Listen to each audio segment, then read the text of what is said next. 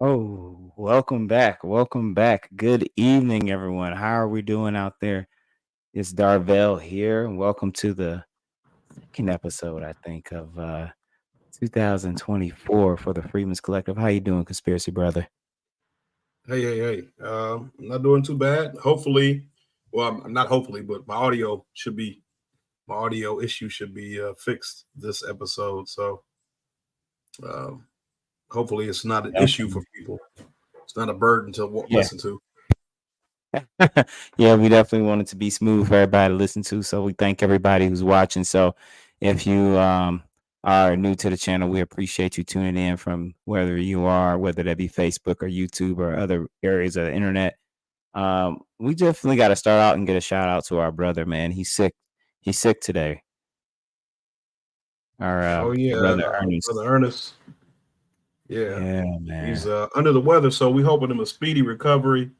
Um, hopefully it's nothing major, and hopefully we'll have him back next episode or earlier. Yeah, that's right. It's shoot. He might call in. You never know.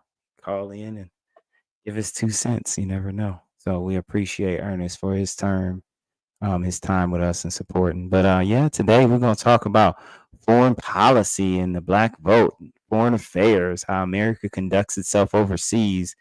That's the topic anyway. But what does this roll into in terms of current issues and domestic situation, conspiracy? What's going on here in the United States right now that's a product of foreign affairs that black people might need to be aware of? So kind of a lot of things, but I think the most immediate concern for our community, I would say, you look at the migrant situation in Chicago and New York.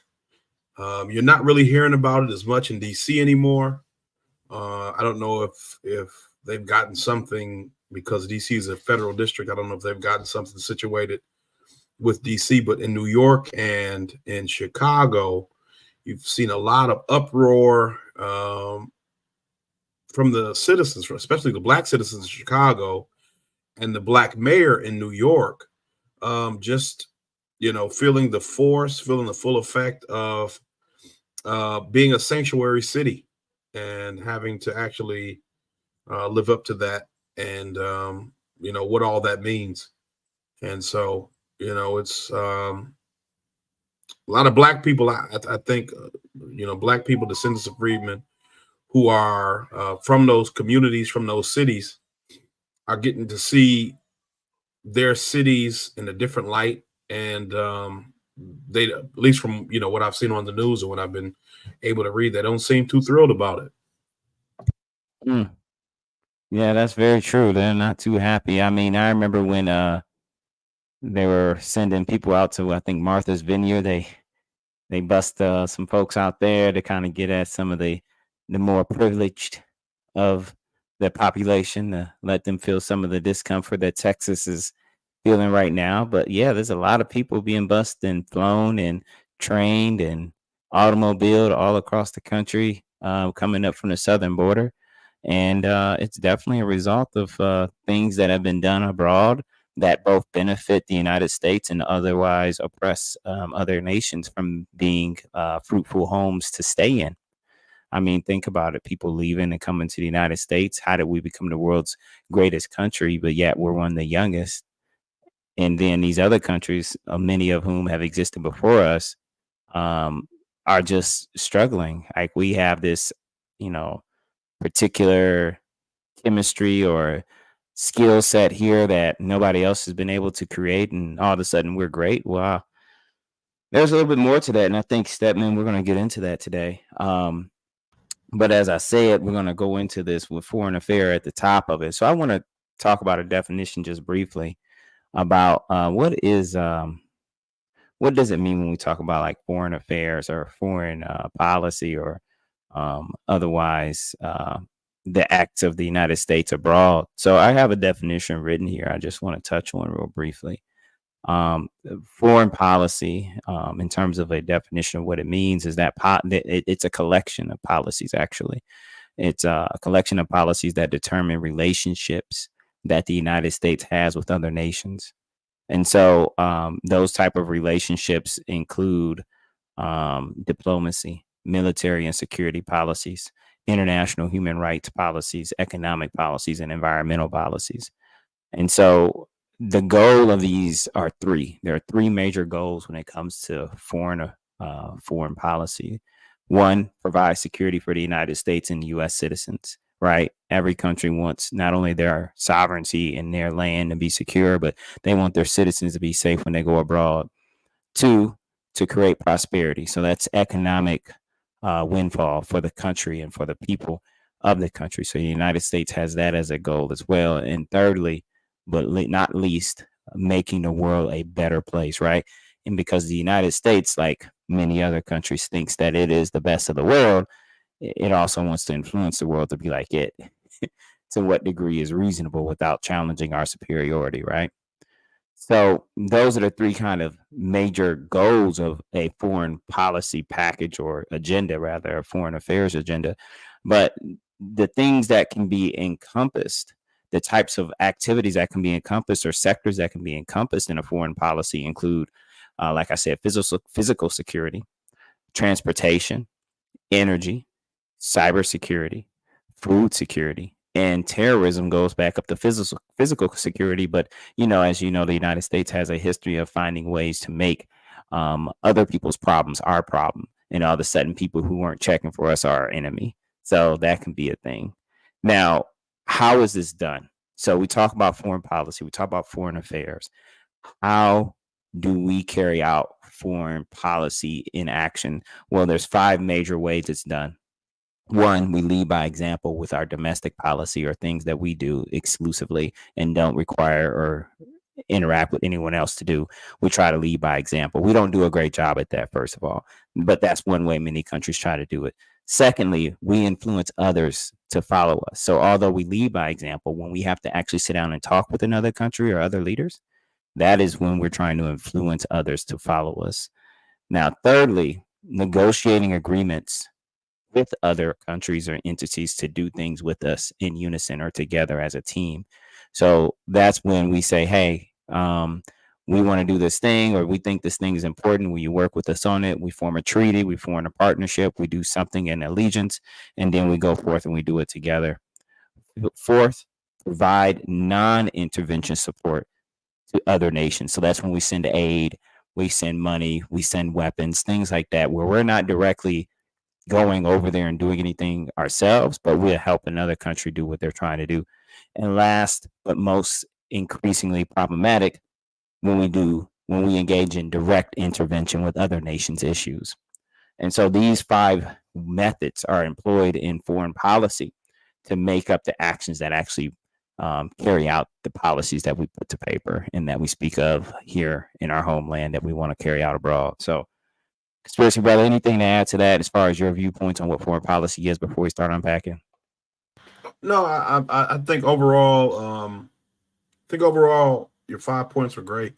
I would just say with your 4th point, although they're, like you said, they're not direct interventions, aid, weaponry, all those things that come with strings attached. Usually aid comes in the form of funding what you would call insurgent groups, or counter government organizations, color revolutions, uprisings, coups. And so, like, we'll kind of get into just looking at the ways that we have destabilized countries in the Western Hemisphere and abroad. Well, when I say abroad, I mean outside of our hemisphere. A lot of the influence that we have been able to use, or that we have been able to exert on countries on the global scale, we have done so under the cover of, foreign aid, USAID, which is a CIA cutout organization. The National Endowment for Democracy, another CIA cutout, which is used, theoretically to offer foreign aid, to offer assistance in bolstering democracy. But in practice, we understand that those are all subversive groups used to install American or Western friendly either politicians or corporations in order to steal resources or destabilize governments, ultimately for the goal of stealing resources. So, No, you hit that. I mean, that's what's really interesting because people have admitted to this in record, and it's all over the paperwork. But what's really crazy about America, maybe the world also has this issue on a global scale, is that everything that's even pushed in our face and admitted to us can be left for dead and no one ever really talks about it in a meaningful way, right? All the evidence can be written there in paper, sitting right on our front doorstep, but we ignore it. So we're going to start off with a piece Brother Ernest actually sent to us. It kind of speaks to one element of the results of poor or problematic foreign policy, right? It speaks to what happens when people are pushed out of their own countries because they've been destabilized or otherwise marginalized from actual spot from prosperity, and they find that the United States is the best and maybe the only option in their mind. What happens? Well, people start running here, right? They start coming to this country. And there are a lot of reasons why people who are not black and some black people who don't know what's going on may think that it is a great idea to have unregulated immigration in mass as a result of these issues abroad. So, anything to add before I start showing this, Mister Conspiracy? uh, yeah. So, I think the thing to keep in context when you listen to this and remember is, and we'll talk about this specifically with these groups of people, but this is who majority of black or descendant of freedmen labor is unskilled labor. So when we're competing for employment opportunity, right? They've NAFTA and free trade deals, one of which would have been the TPP, which didn't get signed, but free trade deals like NAFTA saw a lot of our manufacturing jobs get outsourced to Mexico and south of the border, right? Mm. And so there are certain jobs that you really realistically cannot outsource. And so in order to help to drive the cost of work down, so the cost of labor, you drive the cost of labor down in this country, you import low skilled workers who are willing to work long hours for less money because the conditions that they're coming from are so uh, poor that even what we would consider unlivable here is a significant upgrade. And so, you know, Right. That's true. That's very true. So let's go ahead and watch a little bit of a story until everyone gets the gist of what's happening here. This was published by NBC News not but a month ago, and it has to do with labor working in extremely uh, unfavorable and undesirable conditions. And then we're going to come back and we're going to talk about whether it's fair to assess that black folks are working jobs that you claim we don't want to work, or that we're not working jobs that are available if this is what's available, right? Let's see what we got here. Let's make sure we're starting at a good point. More than 300 people have been rescued from floodwater. Oh, we don't have audio, do we? Do, do, do, I heard do, it. do, I heard it. do. Oh, you did? Okay. Yeah, I heard it. All right. Let's go. So far.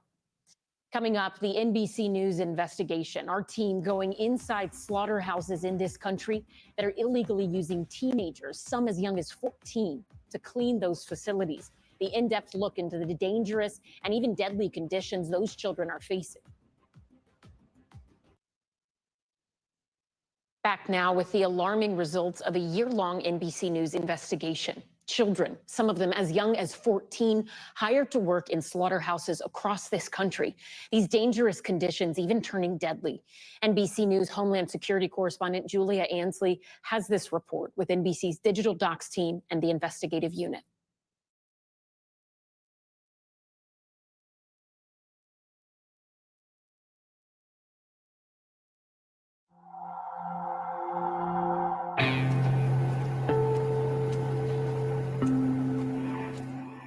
Things happen in the plant that adults aren't comfortable seeing. You walk through the plant, you can't walk through it without getting animal parts on you or blood all over you.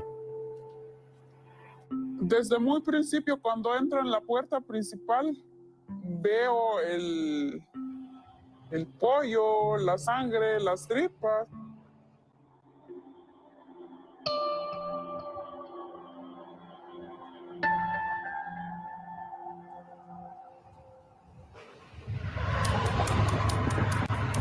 When nighttime falls, more than 1,300 slaughterhouses across the country must be scrubbed top to bottom. Former workers say cleaning what's called the kill floor is dangerous work. The floor, a slippery combination of blood, animal fat, harsh chemicals, and hot water. In 2023 alone, almost 6,000 kids were working illegally across industries in the U.S., with the agency investigating more than 800 child labor cases in 47 states. Some experts say today's tight labor market is in part to blame for an 88% spike in children being illegally employed across all industries since 2019. As a result, more underage children are working in dangerous conditions. Some employees look young, but are over 18. Others are clearly children. Let me just interject. So we have to remember when we get these news sources, NBC is they have donors, they have sponsors for their shows. So they still want to present things in a way that would make it seem as though, there's this mystery to how this is happening. But a tight labor market doesn't line up with the reality of what most Americans are seeing and feeling. Right? You don't have a tight labor market responsible for an 88% increase in child labor, right? When you pay high enough wages. When you look at the history of it, this was years ago, I had to do a paper on income tax. And when you look at the history of the income tax, right, and of child labor laws, one of the major areas where they wanted to hit to improve the quality of life for all American citizens was child labor. Because what you would see is that able-bodied men would be in the home and their children and their wives would work multiple jobs. Why? Because you could pay children and women less money to work. So let's say you had to pay a father 10 cents an hour. You may only have to pay a child 2 cents. And a woman 4 cents. And so a business would find it more advantageous to hire a woman or a child to work instead of an adult full-grown man. And this is the same kind of situation we see now where these businesses may not be advertising to children specifically, but if you can attract the lowest common denominator type of employee, someone who will be willing to work in these conditions for this level of pay, you will take that person and you won't ask questions. And so this is really ultimately the cause of this spike in child employment. It has nothing to do with the labor market itself, but it has to do with the greed of these corporations, the desire to continue to make profit hand over fist and simultaneously lose as little money as they can in wages and the cost of labor. That brings a comment I made in the past about is this liberal talking point that almost neo, I guess, capitalism being inherently evil. But I guess when people are willing to do something and you're not willing to question it, and your morals don't ban you from doing it because your morals allowed you to move into this space to begin with, what are you gonna do? All right. Yeah, and see, Mhm. like there's a saying, there's no ethical consumption in capitalism, right? And I think typically it's used when you find people who are doing things that seem to contradict their set of morals, right? So let's say you have somebody, oh, I'm a socialist, but this person has maybe they have a luxury vehicle or luxury products or expensive, phones or something, right? Or they eat expensive meals, and they would say, well, there's no ethical consumption. So even though what I'm doing may be bad, you can't ethically consume, even if you're trying to. And I think how I look at that more is just when kind of what you just said. When you look at the ways in which capitalism must survive and sustain itself and how it is built, right? The intention of capitalism is to get the most and expend the least. And so, slavery was the perfect capitalistic system, right? Because you didn't pay anyone anything and you got maximum labor. The downside to that was that you had, and this is in a book I read, W.E.B. Du Bois, The World in Africa. The issue with slavery compared to the industrial model that you saw in the North was that you always had the threat of violence between the slave and slave master relationship, or the slave and the overseer relationship.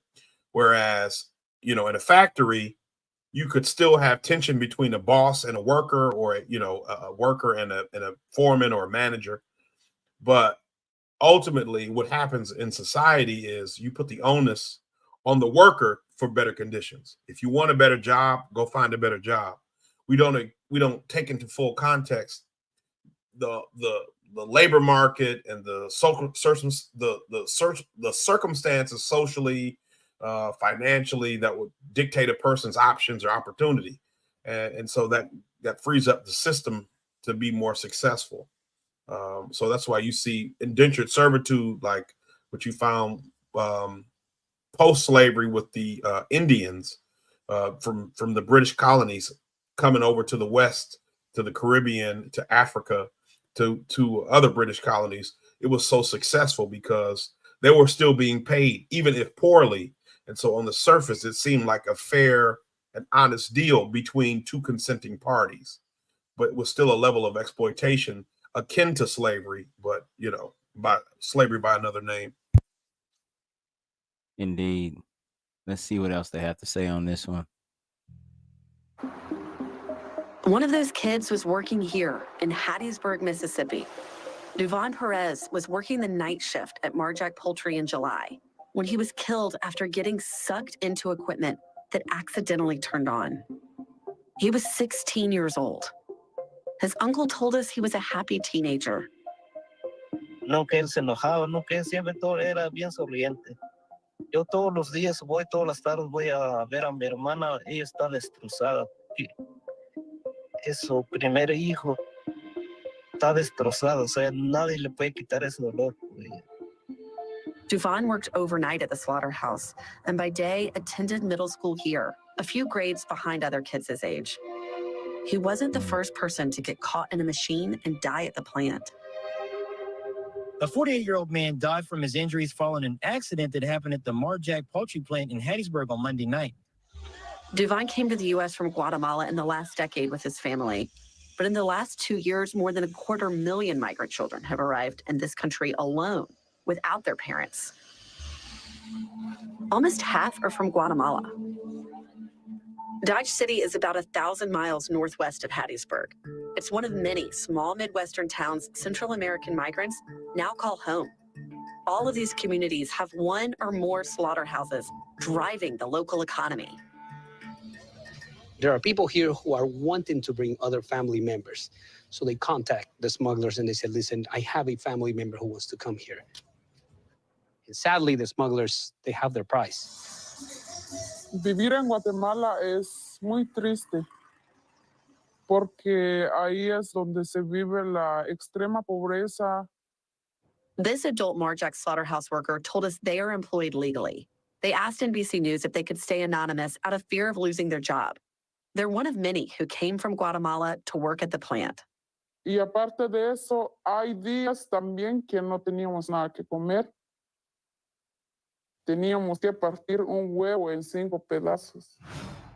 We spoke exclusively to a former manager at slaughterhouse cleaner Packer Sanitation Services, Inc., or PSSI. They asked to stay anonymous out of fear of repercussions from speaking out.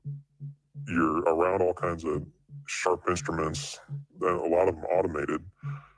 They're not mature enough to understand that these things are going to hurt them, and a lot of times will kill you if you don't treat it right. You have to respect the machinery, and you have to turn it off. PSSI paid a $1.5 million civil penalty in 2023 for violating child labor laws, but maintains they did not knowingly hire children. PSSI told us they have a zero tolerance policy against employing anyone under the age of 18. And they said they've implemented enhanced screening processes and technologies in their hiring practices. Shannon Rebolledo is a U.S. Labor Department investigator. Her findings led to PSSI being penalized for employing children. You walk into the building, but the operation's enormous. And as we walked, I was just like, that's a kid. That's a kid. And so we would stop and talk to them briefly. We found a systemic failure on the company's part. There were over 102 children that we verified their age and their identities that were working the night shift. It's dangerous. It's prohibited. And it's prohibited for a reason, because it's so dangerous. You have to act like an adult. You have to behave like an adult. You have to perform like an adult. And if you mess up, you get treated like an adult. And they get paid like adults, often well above minimum wage. Many immigrants are desperate for these jobs to feed their families. So there's some real pressures on them to try to find work. Attorney Larry Stein has represented Marjack for more than 3 decades. He agreed to talk to us about Duvon's death. The people they're paying loans to get up to here, and I don't think they're the loan people that are very kind, shall we say. Is it hard to fill these jobs with legal people who are legally allowed to work in the United States? It is hard, yes, it is. Is it impossible? I don't know if it's impossible, but it's hard. Let's stop on that for a second, right? He says something key. It's not impossible, but it's hard, right? In terms of getting people to work these jobs. But they don't want to pay. They said well above minimum wage. But this stuff is dangerous, and it's all for what? You know, this is where you get into the questions around even the jobs you're offering, right? Or do people even want to work this? Well, desperate people do. That's why it's so hard. It wasn't hard to get the people who are desperate to work it, right? Right. And that's the situation, right? In our other show we did, we talked about that. You know, on the left, you'll see people, you know, the neoliberal idea of, you know, just let everybody move up here and they'll be able to exist. And it's kind of like, you know, because they don't come to those communities, the wealthy communities where these neoliberal families live, these neoliberal mentality people, the Democratic voter who's educated and well off, they think it's an exaggeration.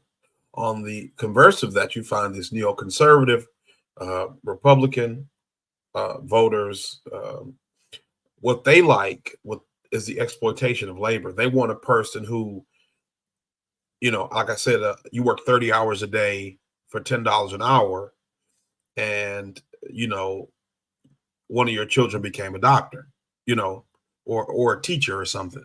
And that's the story you want to tell people. And that shouldn't be what it takes to be successful in this country.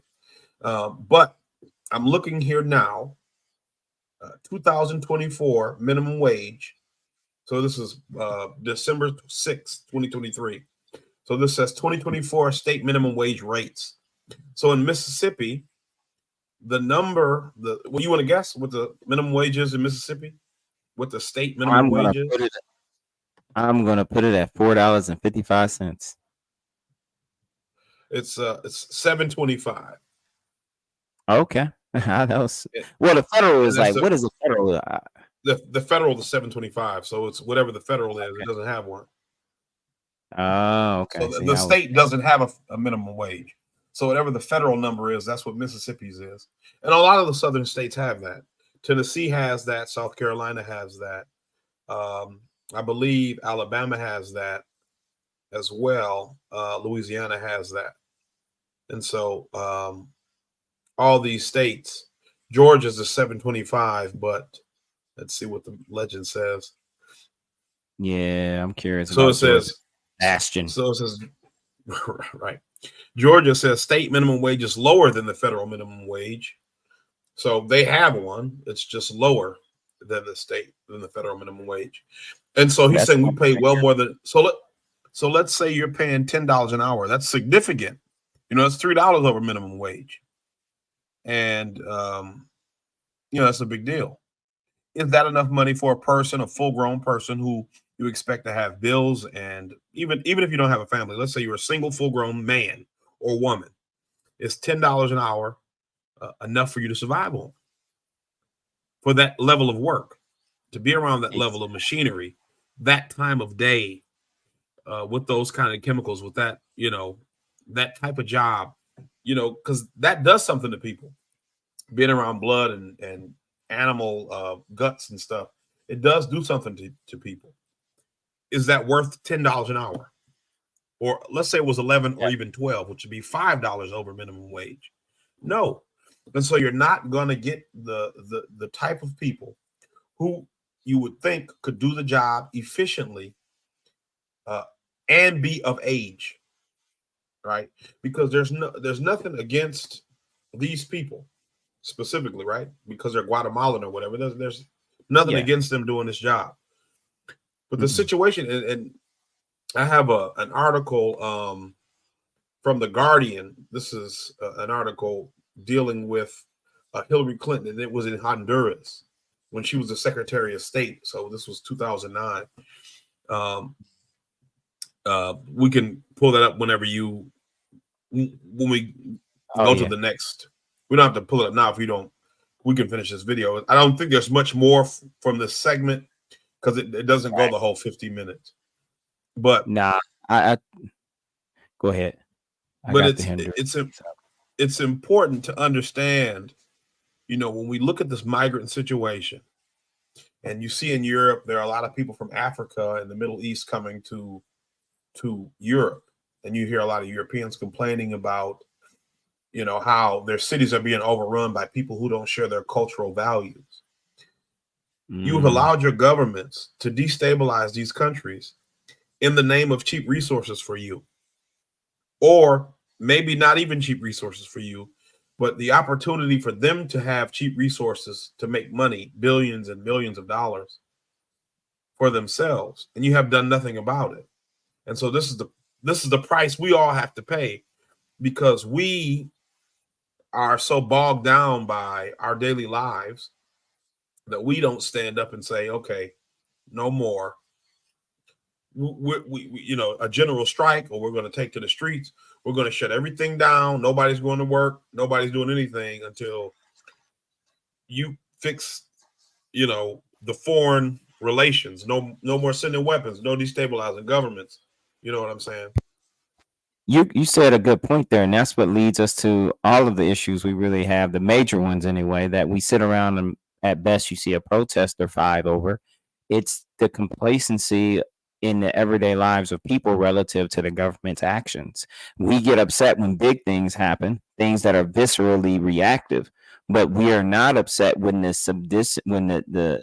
norm has been moved up, when the water level has increased to a point where it's everyday rhetoric and banter and fighting about something, to the point it just feels like it's normalized and you adapted to it, but it's horrible. And what it's doing is it's accruing a problem. And so the U.S. going abroad and doing all this stuff, whether it be secret, and you just get a report here and there every year from different news agencies, and you just come to the point where you're like, that's what the American government does. They go around, they mess with people's stuff. And so people just stay out of the way and they worry about their kids and their family, right? And so then you end up with stuff like this, which we're going to move on over to. You made a good point there. And I have the piece about Hillary. Yeah. Boop. And this article is from 2014. It's The Guardian. It says, did Mhm. Hillary Clinton stand by as Honduras coup ushered in era of violence? But I'll let you read it if you want. I didn't know if you wanted to read it or not. Yeah. I'll just read a little bit of it so that we can start this off. So yeah, like you said, it's a little bit old, so they got that disclaimer at the top.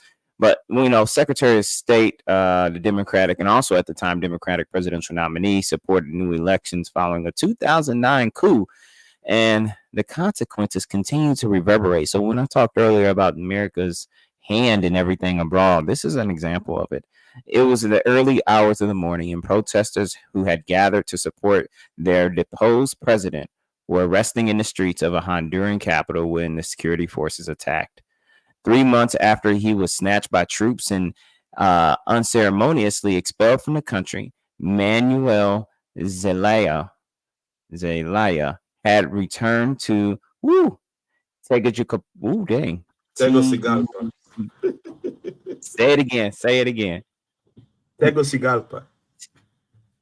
Tegucigalpa. And taken refuge in the Brazilian embassy. Thousands of his supporters flocked to the mission, intending to stay there until he was able to resume power. Augustina Flores, 46, had gone in search of coffee when the shooting began. Police fired water cannons and dropped tear gas grenades from helicopters into sleeping crowds. The police and soldiers were firing rubber and live bullets into the crowd, beating women and the elderly. One tear gas grenade exploded near me. After that, I blacked out. As Flores, a teacher and a union activist, came around, she was cornered by police officers who punched and beat her with their batons and took her and hundreds of others to a nearby sports field, which was converted into a makeshift detention center. They hit my face, my neck, and my body. We were trying to defend the Constitution and the democratic process. The violence which shook the impoverished Central American state in the months after the June 2009 military coup d'etat has largely been forgotten by the international community. The crackdown was harsh, and the aftershocks are still being felt. As Hillary Clinton, who was Secretary of State at the time, edges closer to the White House, there has been a renewed focus on the coup, its aftermath, and America's response. Clinton pushed for new elections rather than the return of Zelaya, whom she considered a leftist troublemaker in the mold of Venezuela's Hugo Chavez. So this is where we were at that time. It goes on to say that the U.S.'s ties to Honduras and millions of dollars of aid to the country's security forces have also come under scrutiny since the murder of Berta Cáceres. May have butchered that, but the celebrated environmentalist who was murdered in March after years of battling against a hydroelectric dam project on indigenous Lenca territory. So, yeah, I think that. Is there anything else I should pull up on this one, or should we just continue reading it? No, that's good. That's good. I mean, that's good. But Yeah. you can see. Well, I'll let you, if you want to comment first. It's fine.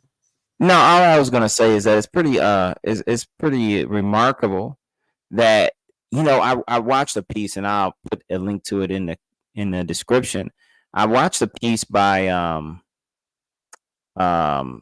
it was a YouTube piece. I don't forgot actually the publisher of it, but they explained sort of how foreign affairs, specifically foreign policy in the United States, actually operates.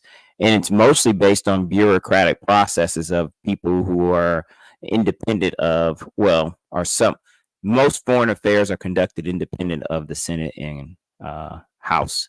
That they have the ability to, call hearings and try to influence things themselves if they don't just pass outright laws and policies themselves. But agencies such as the Department of State and others are the ones who kind of execute these type of activities almost under the direction of the White House on their own independent judgment.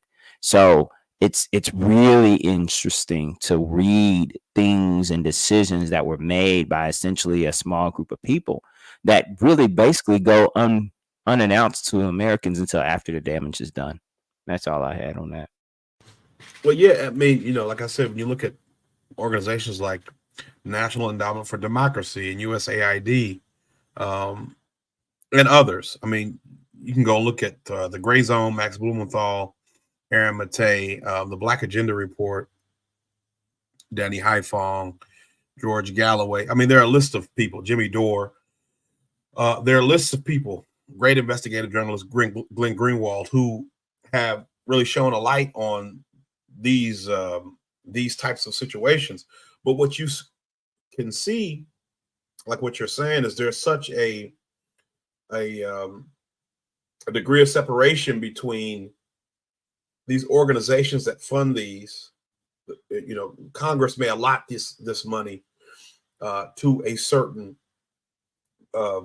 department, and that department may then give that money out to a organization to do something. And so there's no paper trail, there's no direct link, there's nobody to come back to. So everybody's got plausible deniability.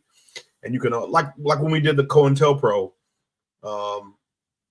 episode, and we had the church committee, and so everybody can be surprised that the government is funding this, even though you passed the funding for this in your budget every year that you've passed a budget through Congress, right? But look at, we talked about what they call it, the global order. What do they call it? What is it? The U.S. always uses the term It's not the rules of rules-based global order. So explain to me how that fits into the United States deciding that a sovereign country should have new elections, opposed to having a president who was democratically elected come back and finish out his term as president.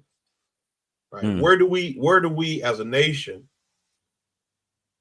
get the authority to impose that type of suggestion, I'll say, to put it nicely, on another country with sovereignty?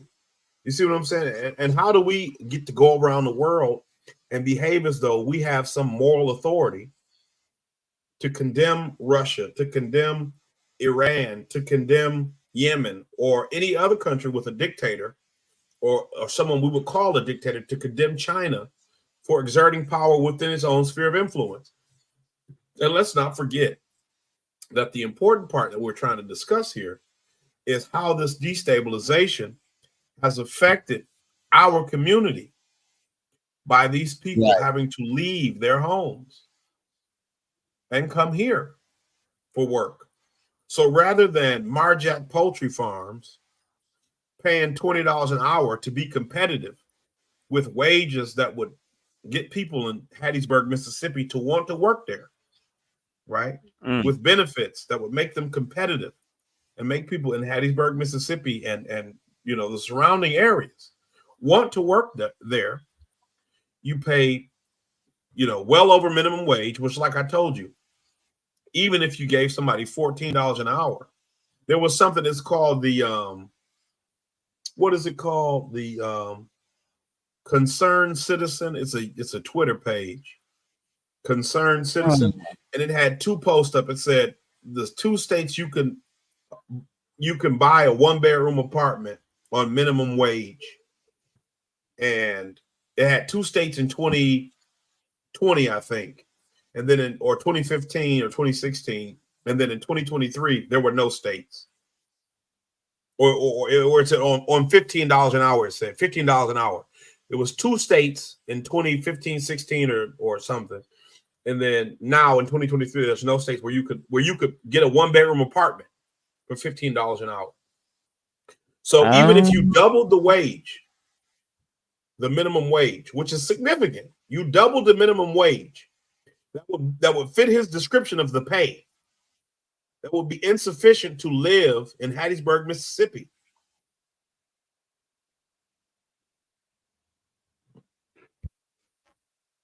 Yeah, that's it's. So here's one I do want to touch on. I want to bring into the story here. Let me switch this tab here. So, to your point, conspiracy brother, this is a video from a while ago. It's 4 months ago. ABC 7 Chicago spoke about community activists are making their voices heard, saying funding going towards migrants would be better spent on existing city residents. So when you spoke about an infrastructure in a country that supports the existing people there, especially in the South, where we are a major component of the population as descendants of freedmen in the South, we are the ones who are left for next to dead, abused, and otherwise just environmentally harmed by the different things they do. Like they'll put like one of these slaughterhouses, they'll just put it right next door to a whole bunch of black folks. They'll put the chemical plant next door. They'll put, anything they can find. They just want to put it away from the white folks, put it where the black folks are. And so then, that means that they also going to set up migrant camps and other things near the black folks in the black folks neighborhood, because that's just the dump to those in power, whether they be black or white, because they have black leadership in New York and in Chicago, and it's turning on the black population as we speak. And they are using the black population's well-earned community spaces and other things that they do have in Little Bit to house folks who essentially came here because of America's affairs abroad, right? So when we talk about those resources and things, here's an example of, and let me know if you don't hear this when I play this. Here's an example of where this foreign affair thing not only sends money out the door to go mess up other countries, but when the people from those countries come back into this country, the money that we already have for ourselves, or supposedly supposed to be for ourselves, gets to go right back to the same people. And so it just all flows out away from us. These South and West Side homeowners are angry. They believe the city has overextended itself and should be putting the tens of millions of dollars earmarked for migrants into Chicago's most vulnerable neighborhoods. But the South Side has been under-resourced, underfunded for years, for decades. We have schools that need to be reopened. We have buildings that are abandoned that need to be business operated. The group says the city has abandoned its Invest Southwest initiative, a Lightfoot-era program that was dedicated to reversing decades of disinvestment on Chicago's South and West Sides, promising to align more than $2.2 billion through public and private funding. This is wild, man. I mean, listen, this is crazy. Whenever you see folks talking about how migrants have been impacting the population in the country, you first heard from the black community because they just sent them straight to our place. They sent them straight to our house. They sent them to our schools, sent them to our public facilities, like we don't use them.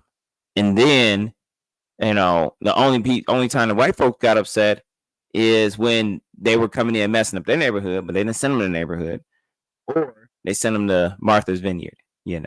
So here we are looking at this issue in Chicago, and it says here that even the money that Invest Southwest was supposed to have for the black community, because that's South Chicago, it was public and private and philanthropic. The only reason you need to invest in the Southwest is because of the government's hand in oppressing the community that would become the descendants of freedmen, the community that would be the descendants of those formerly enslaved in this country, the bottom caste of this country that's been engraved into the basis of how this country rose up to power and was able to go and mess with everybody else's country in order for us to get cheap oil that we then get to the white folks who live in the country, and the black folks wouldn't be able to afford the cheap oil that we use black labor to exploit and go pay for troops to go over there and steal. So it's really an interesting cycle. And here we are at $2.2 billion that's supposed to go into the south side of Chicago, and they've abandoned their effort in this city, and they are now complaining in another video that I won't pull up at this moment about how they're just bringing migrants in there. So it's just becoming a mess.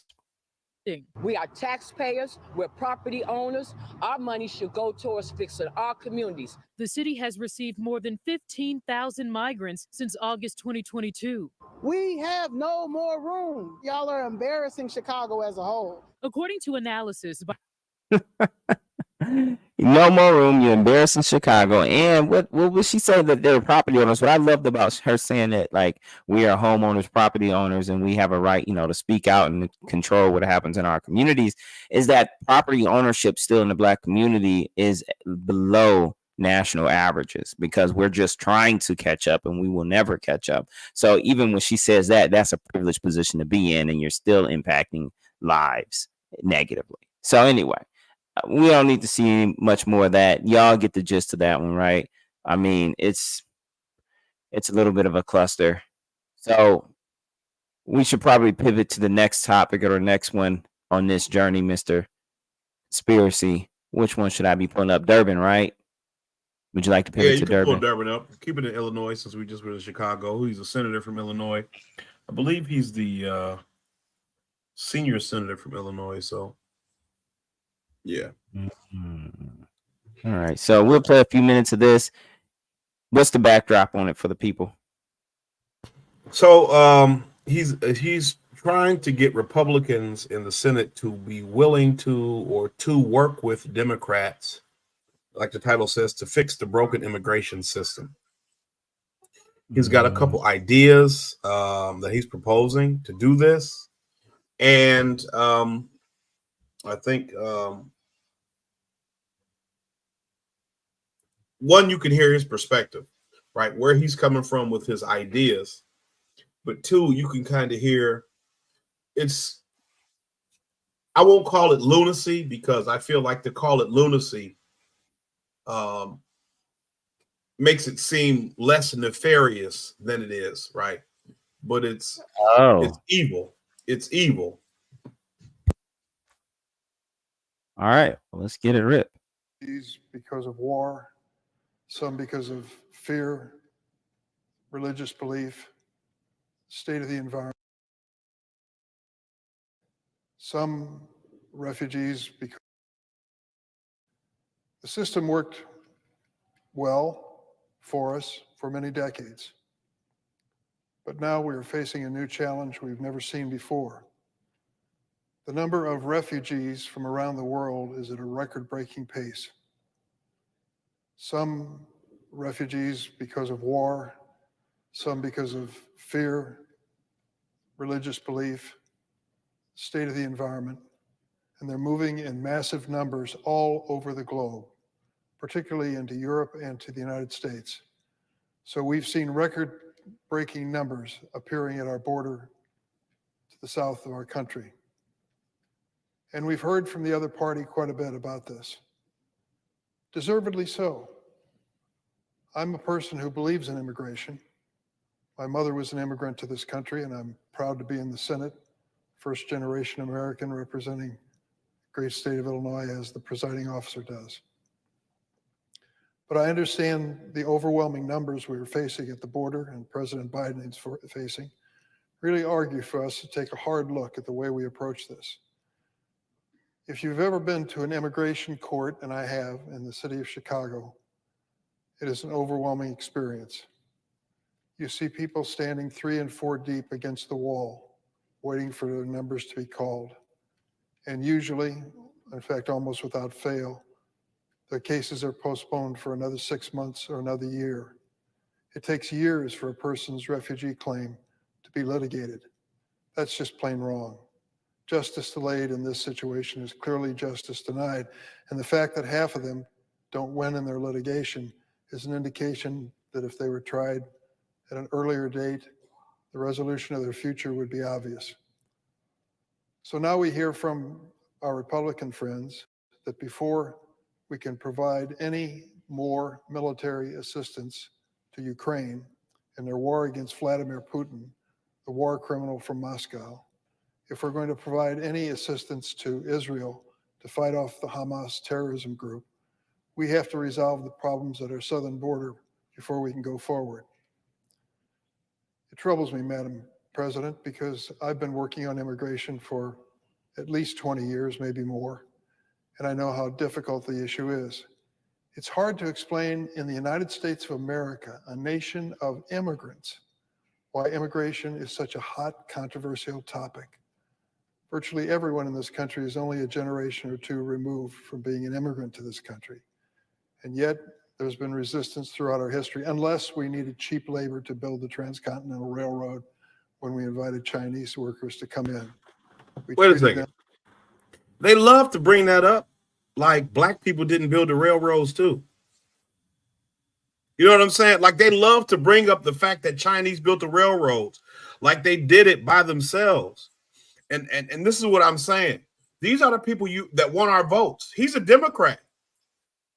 You see what I'm saying? He's a Democrat from Illinois. And these are the people who want our votes. I'm not 2 or 3 generations removed from immigration. No, it's really crazy because I'm not 3 or 4. None of that. None of You that. know what I'm saying? Point. Yeah. But listen to how he frames it, because his mother was an immigrant. Now, think about what that really says. And again, it's nothing against immigrants in general, at all. But think about what that says in a country when you can have people who've lived in a country for generations, right? So long that you can't even really trace it back, because we go back to a point where we weren't considered people. And then you have a guy whose mother was an immigrant and he's a senator. And you've only had 5 or 4 black senators since Reconstruction. You know what I'm saying? What does that say about a country? Yep. Right. Giannis Antetokounmpo, the basketball player, was born in Greece, grew up in Greece, didn't become a Greek citizen until he was 18 or 19, after he was a professional basketball player. Because you don't get citizenship in Greece from being born there. So he was essentially a stateless person this whole time. He lived on the streets and he sold watches and like sunglasses with his parents. And I'm not saying that is how immigrants ought to live in this country. What I'm saying is that is how immigrants live in other countries. And we have a situation where you have a native-born population who, like you have said, is responsible for, or at least in large part responsible for, making this country what it is. It cannot be overstated. I've done a lot of research on the French Revolution. It cannot be overstated how impactful it is to have a workforce that you do not have to pay when your country is just starting out. It cannot be overstated. You know what I'm saying? It just can't be overstated.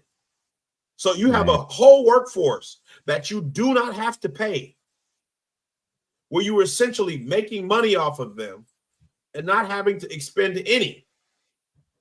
Because they're still people, they reproduce, you have the opportunity to still, reproduce more of your laborers over time as a course of normal human bodily function.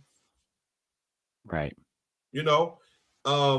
And it cannot be overstated. You find a lot of people on the left who try to downplay the impact that slavery and slaves had on the stability, the foundation of this country, and it is revisionist history. But you got to keep going a little bit more, because he gets into the immigration and the military thing. Should be coming up shortly, like in the 5-minute mark. And I also just add on before I start the playback. I appreciate you mentioning it cannot be overstated, because I think that even Black America feels like we just went through hard. I think right now we're getting to a point where a lot of Black Americans think we just went through some hard times when we were slaves, when our ancestors were slaves. Like, it was really bad, it was brutal, it was horrible, but they don't relate. I don't think there's enough appreciation for the there's not enough appreciation for the political and economic positionality of this country on the global stage that is connected directly to the atrocity and the advantage that slavery gave this country, and how we allow other people in our face to downplay it. At the same time, we're in our own community struggling because of the legacy of it. It's mind-boggling. It's like a cognitive dissonance that it's like I can't put words to it. And that's the biggest problem that I see, at least from the Black community, is we just think that is so far gone that we have no reason to be worried about the impacts of it today and to be demanding redress for that impact. Even when we say that we're 2 generations removed from it, you can't break away from what it did for this country and what its leftovers continue to do to us. Go ahead. And I think that's really a big thing what you're saying, because I think what we tend to look at is the atrocity, and we completely remove the economics from it. I mean, just for the average person who has bills, take your 5 most expensive bills that you have every month and remove 3 of them, and still have the ability to utilize that service or that good that the bill pays for. So if it's your car insurance, if it's your car note, if it's your electricity or your cable, right? If it's your health insurance, whichever of those 5, if it's your grocery bill for the month, if it's your gas bill for the month, for your vehicle, whichever the 5 are, take 3 of them away, but still be able to utilize that good or service. And just do the math about how much of a financial benefit that would be to you at the end of the month, at the end of the year, at the end of 10 years, how much you'd have saved, how much extra money you'd have in your pocket. And that's what we're talking about. It's not something as simple as you had slaves and they picked your cotton. Every aspect of your enterprise was dealt with by people you did not have to pay. And everything, even then, had a price. We always think of the past as such an archaic time. You look at pictures of colonial, the colonial times in America where there was dirt roads and but in England in the 1700s, there were paved roads. You know what I mean? The reason America was underdeveloped was purely the fact it was a circumstance of time and how the country and the colonies were founded. But England and Europe, they had plumbing, they had pavement. You know what I'm saying? It wasn't like it was here. But this was a large country. You didn't have a lot of people here. It hadn't been given the opportunity to develop at that same rate yet. But it wasn't some backwater. The people here had a lot of worldly knowledge and experience. And the fact that they had these large industrial and agricultural enterprises that they didn't have to pay people for. You could have someone work a, 10,000 acre, 20,000 acre farm, and you didn't have to pay them for it. And they could work from sun up to sundown, 7 days a week or 6 days a week if you gave them off on Sundays. And you could beat them if they didn't do it fast enough, and you could kill them.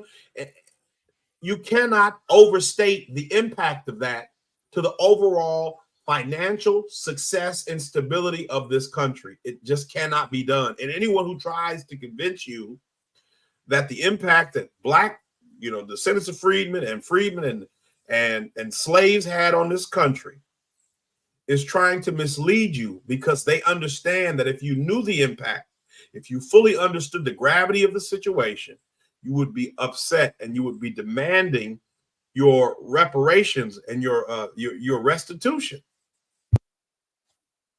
Beyond it, you're killing it, man. I agree. And I wish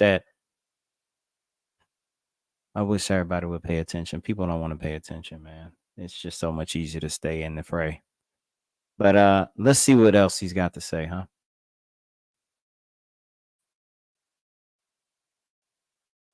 Them, unfortunately, in an inhumane fashion, and didn't give them largely eligibility to come. We needed the labor, we needed the workers, It's happened many times before. What troubles me about the debate now about the southern border is it is one half of the immigration equation. Yes, we need order at the border. Yes, we need to have changes in the laws that reflect the reality of the overwhelming numbers from all over the world who are coming to our shores and our border. But there's also an incredible demand for legal immigration into this country even now. The presiding officer, my colleague from the state of Illinois, has legislation which addresses one aspect of that.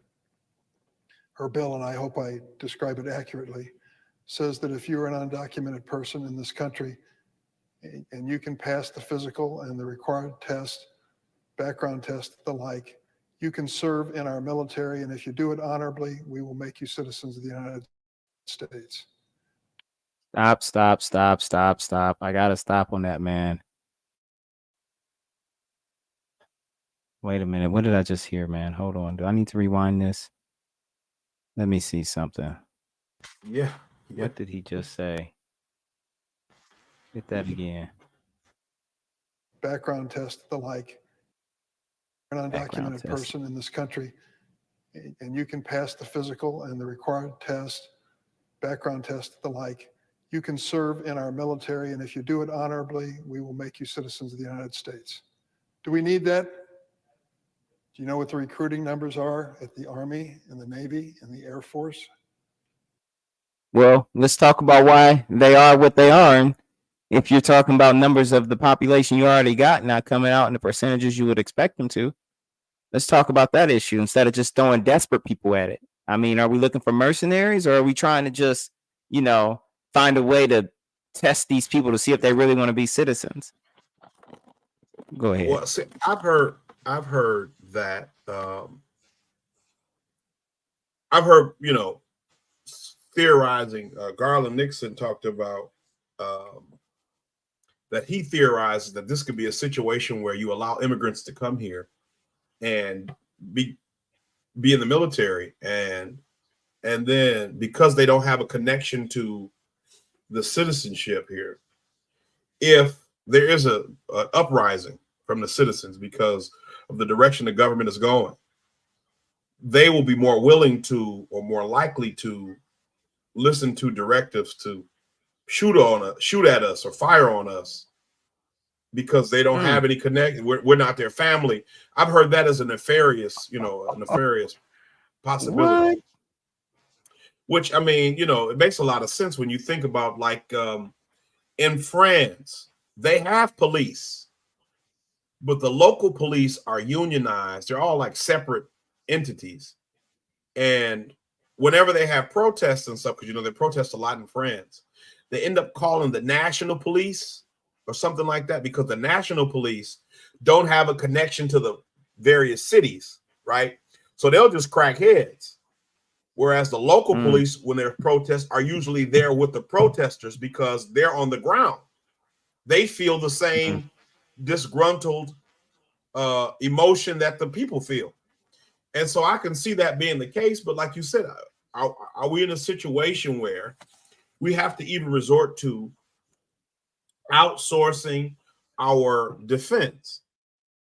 And I remember Yvette talked about this on her show, Breaking Brown. This was, a while ago, when she talked about how I think it was one of the, like, that Bob Hart's Abishola show, the lady who created that show said something like America's a transient country, and American citizenship is kind of like not really valuable. It's just good to have the passport.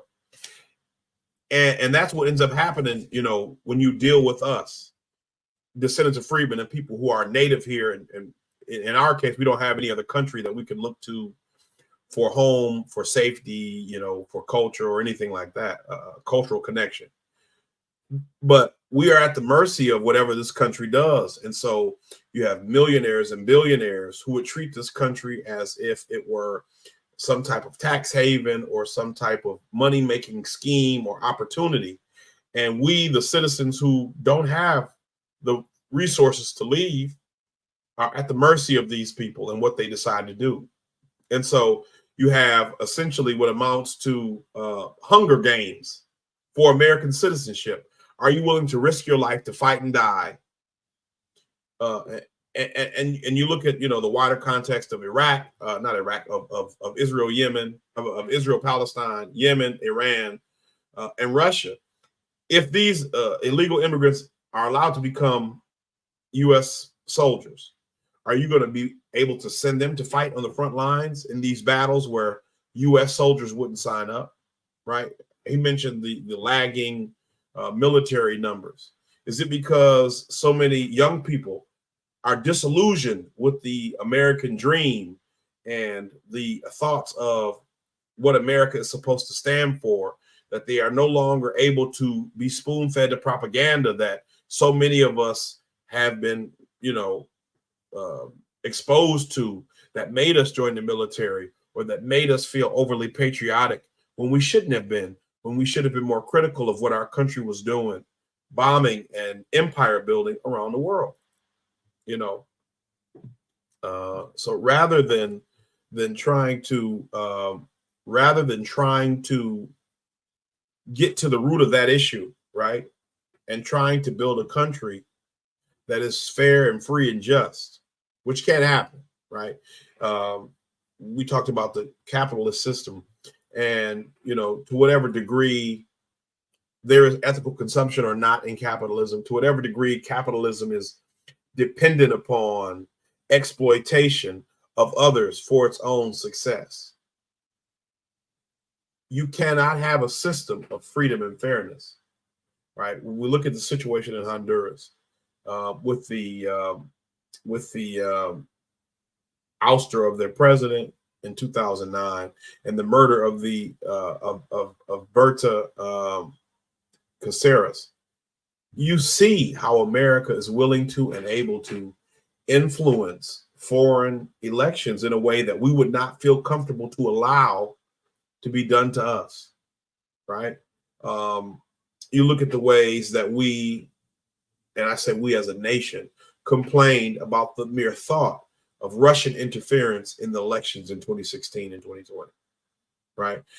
As yet, there has been nothing substantial that has shown that that actually occurred. But the ways American people have, American politicians, American media entities have behaved in the face of just the thought that these types of things occurred, yet we have, you know, and that was just one example of many examples of the U.S. going in and getting rid of presidents, right? They killed the president of Haiti. The one that they had, it was like 2 U.S.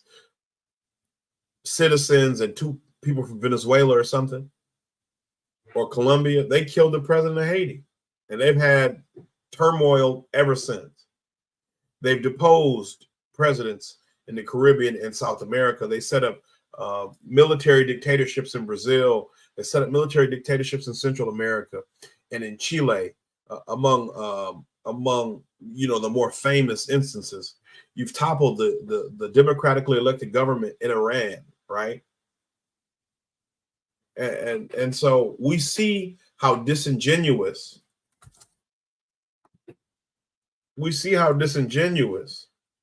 the United States government is. You see how disingenuous the people who are supposed to be in charge truly are, because they have tried to convince us that they were doing things for our benefit, right? For the benefit of freedom. But just again, to kind of hit on the desperation, right? I want to hit on the desperation aspect of what we're talking about. I want to try to share my screen. Just to show Bill Kristol, who was, I believe he was the chief of staff for Dick Cheney during the Bush years, but he's a neoconservative. He's a piece of crap, just to be nice about it. He's white. So, I mean, you could see, this is about a minute long, and it says Bill Kristol, white working class, should be replaced by immigrants. This is from 2017, February 8th. So what's that? That's about 7 years ago. 7 years ago in 2 days. So this is what he has to say. This is a minute-long clip. Neoconservative, white neoconservative Bill Kristol. Look, to be totally honest, if things are so... Can you hear it? Yes, I can. Okay. It's just a 1 and 5 second clip. Look, to be totally honest, if things are so bad, as you say, with the white working class, don't you want to get new Americans in who aren't going to be... I'm serious. You can make a case that this is going on too long and this is too crazy, probably. And I hope this thing isn't being videotaped or ever shown anywhere. Whatever tiny pathetic future I have is going to be totally collapsed. You can make a case that America has been great because every. I think John Adams said this at the beginning, right? Basically, if you're in a free society, a capitalist society, after 2, 3, 4 generations of hard work, everyone becomes kind of decadent, lazy, spoiled, whatever. And then luckily, you have these waves of people coming in from Italy and Ireland and Russia and now Mexico who really want to work hard and really want to succeed and really want their kids to live better lives than them and aren't sort of clipping coupons or hoping that they can hang on. And meanwhile, we grew up as spoiled kids and so forth. So in that respect, I don't know why this moment is that different from the early 20th century or the mid 19th century. Somebody else a chance to ask a question at this point. Don't you want to rebut me briefly, though? You want to say, No. Okay, next. That's enough. I'll be quiet now.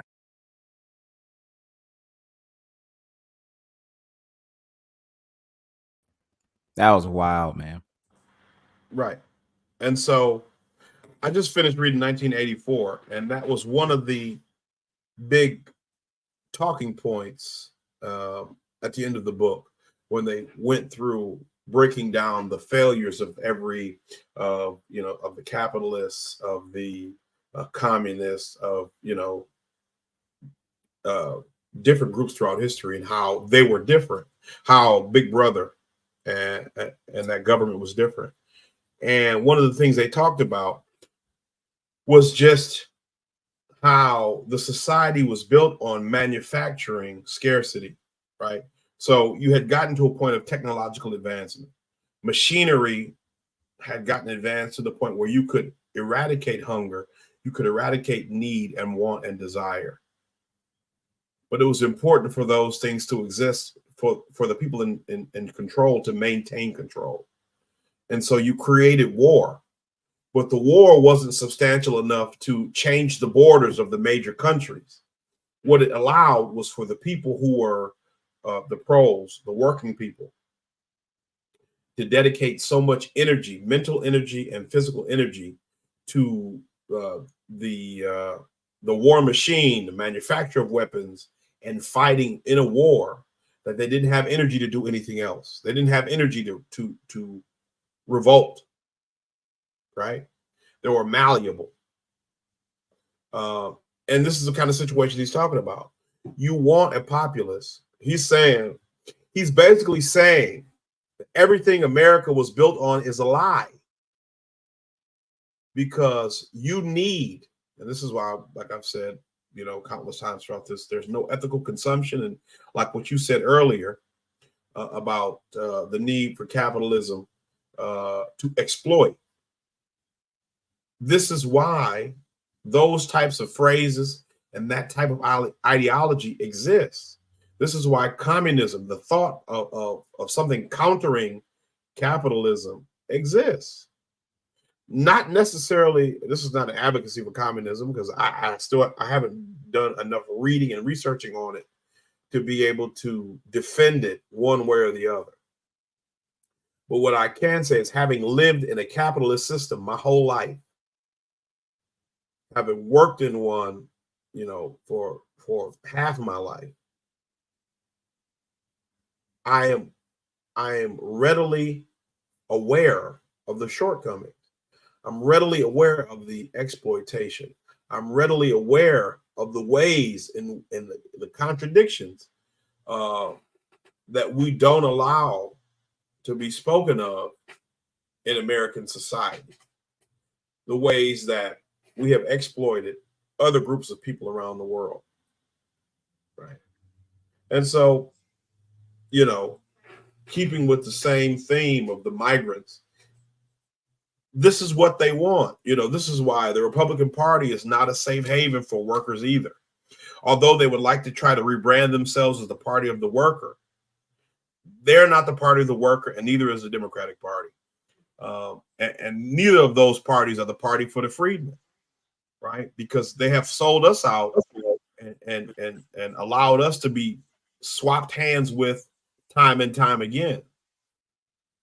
And we need to recognize that. But I've spoken for quite a long time, so I'll let you kind of jump in. Yeah. Hold on. I got a whole audio issue going here. I think. Hey, I've been there. It's me today. This thing crashed. Oh my goodness. See, they don't want us to be big and successful. We're telling too much truth, man. I'm telling you, feds are watching. Feds watching. That's all right. Maybe they'll learn we know something about them too. My God. Oh my goodness.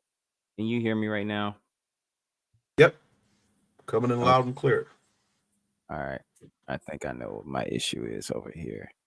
I think it's just this. I think that'll fix it. Yeah, that's it. Anywho. Yeah. Yeah, it's a little crazy out here, man. This place is just upside down. And you know, my whole position, and I'm gonna do something on this tomorrow or the next day, either Wednesday or Thursday. You know how they say stay woke. You remember Dilated Peoples, the group? Yeah. I mean, at a minimum, we got to get these people dilated. I mean, if they ain't woke, they ain't paying attention. We got to at least dilate their eyes and shove them into the screen, because we can make a difference if we just stand up and walk over to the screen and start realizing and being honest with ourselves about this mess.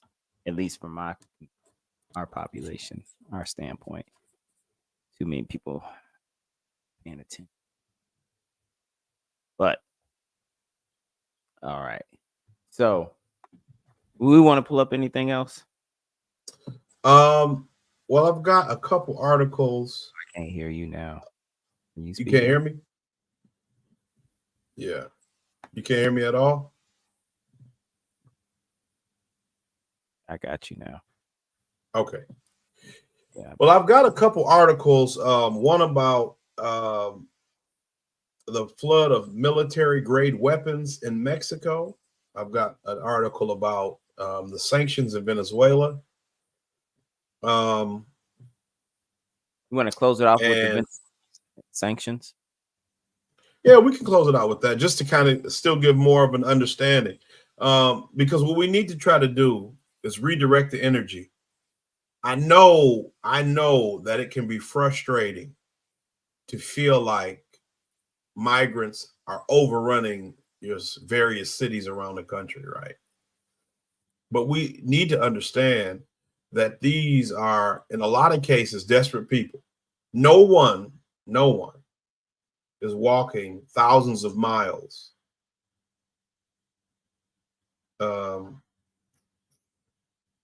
by choice. Nobody's doing that.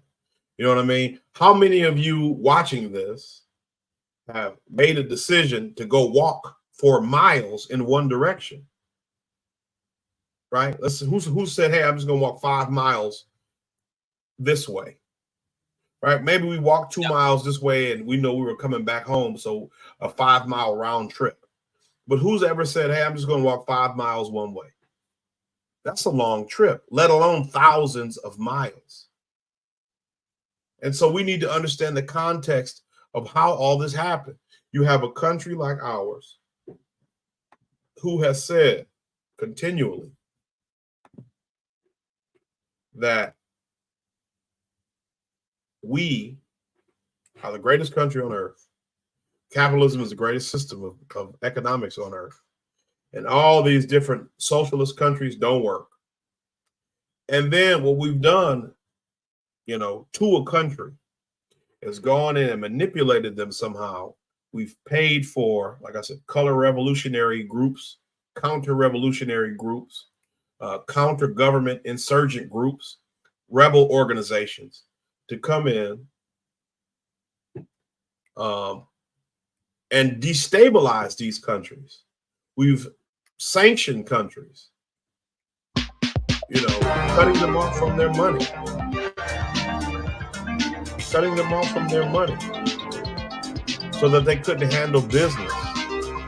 And then said that this is proof that socialism doesn't work. And like Gil Scott-Heron is one of my favorite songs that he did. It's called Comment Number One. He said, America had stripped for bed, and we had not all yet closed our eyes. The signs of truth were tattooed across her often entered vagina. So find that if you can, audience. Comment Number One by Gil Scott-Heron. It really talks about what we're dealing with now, a great awakening in American politics among the people, right? It happened in the 60s. And it's a book I'm reading right now by Catherine Liu called Virtue Hoarders, The Case Against the Professional Managerial Class. Is a really good book breaking down the history of the professional managerial class and what needs to be done to counteract their influence in modern society. And you see that, in the 70s and the 80s and the 90s and the 2000s, the professional managerial class was able to take effect and to really overturn some of the social gains that you saw in the 50s and the 60s and the early 70s. And we may be at a turning point where we can take some of that control back, and that the social consciousness of people can be reawoken or reawakened. So let's I'll read the article unless you want to. Sure. No, you can take this one. Okay. So this is from January 27, 2024. So last month, Mexico demands answers amid flood of U.S. military-grade weapons to drug cartels. Mexican officials believe as many as 500,000 weapons flow across the border each year. And if I'm not mistaken, guns are illegal in Mexico. Oh? Yeah, they're illegal in Mexico. Oh, they're doing that. Let me send you because I noticed that Fox News does this with some of their articles now where they want you to log in to read them. So I'll send you this archive link.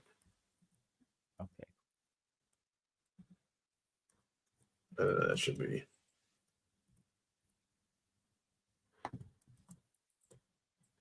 That should take care of it. Archive the inner spots to get around this stuff, but I mean, but I refuse to sign up for emails from Fox News, and I'm not paying for any of this stuff. So I put it in the private chat, but yeah, I'm not paying for this, and I'm not giving them my emails. Information is free, and I want it. So okay, so. Woman in Mexico arrested in wedding dress over alleged extortion of chicken farmers. The Mexican government has demanded an, quote, urgent, end quote, investigation into how U.S.-grade weapons have ended up in the hands of drug cartels. Quote, weapons like this present an extreme danger when they land in the hands of criminals, end quote. Cristina Mastro-Pascua, a spokesperson for the U.S. Bureau of Alcohol, Tobacco, Firearms, and Explosives, told Fox News Digital. Quote, a danger not only to the public, but to the law enforcement agents on both sides of the border as well, end quote. Quote, Operation Southbound is ATF's primary operational initiative to disrupt the trafficking of firearms from the United States to Mexico, end quote. Mastro-Pascua explained. Let's see. Okay. Quote, Operation Southbound is focused on the 4 southwest border states, as the majority of the firearms being trafficked to Mexico originate from there, but it is not exclusive to those states, to just those states, end quote. Quote, cross-border firearms trafficking is diffuse, does not only occur on the border, and does not always include dozens of firearms being illegally transported at once. Often only a few are trafficked, and they originate in states far from the southwest border, end quote, she added. Voice of America reported in June that the number of weapons smuggled into Mexico could top 500,000 a year, but the total remains uncertain. The issue has plagued the U.S. for years. President Obama in 2012 formalized the Border Enforcement Security Task Force, which focused on tackling cartel activities, including and primarily focusing on arms smuggling, but the issue has not significantly abated, a Mexican officials claim. The Mexican Defense Department, quote, the Mexican Defense Department has warned the United States about weapons entering Mexico that are for the exclusive use of the U.S. Army, end quote, Foreign Minister Alicia Bárcena said.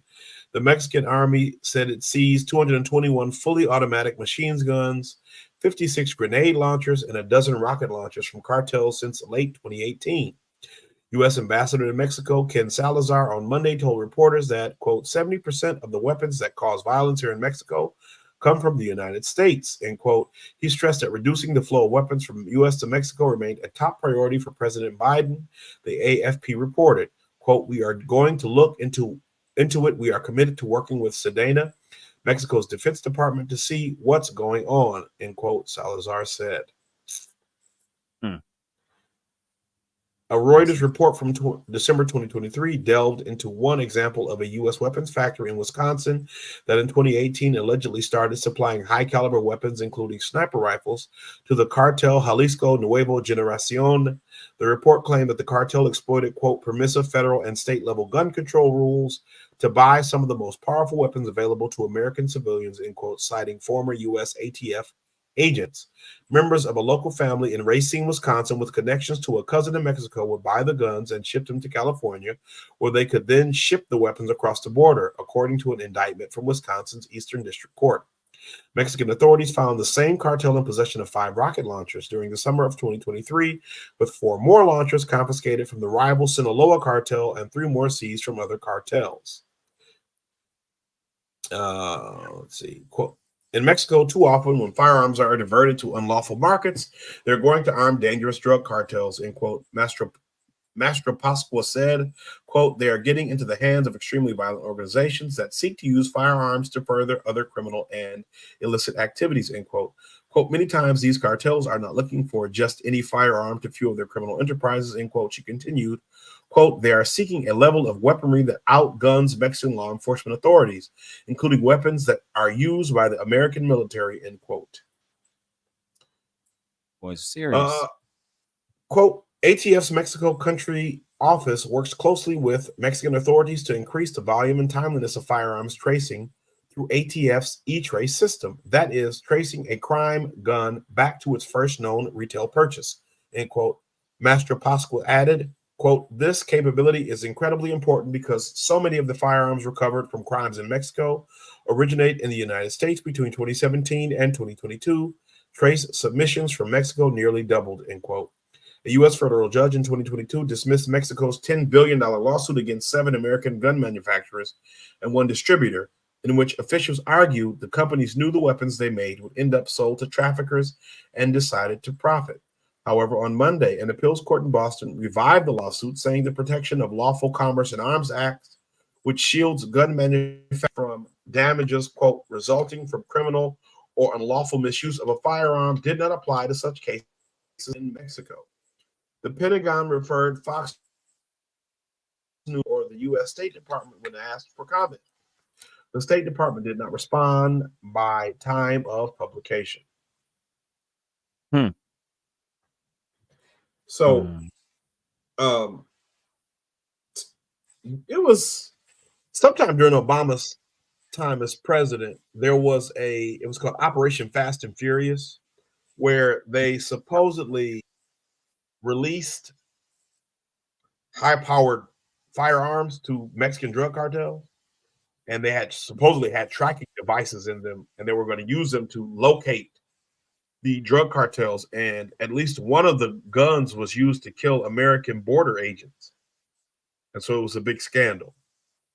But you hear a lot of times about, fentanyl coming in from Mexico or from China or something, and how, we should invade Mexico or, we should put some kind of stipulations on China. But I mean, what guns are illegal in Mexico? Should Mexico be able to seek some type of, recompense or restitution from U.S. gun manufacturers or the U.S. government because all these guns are coming from the United States?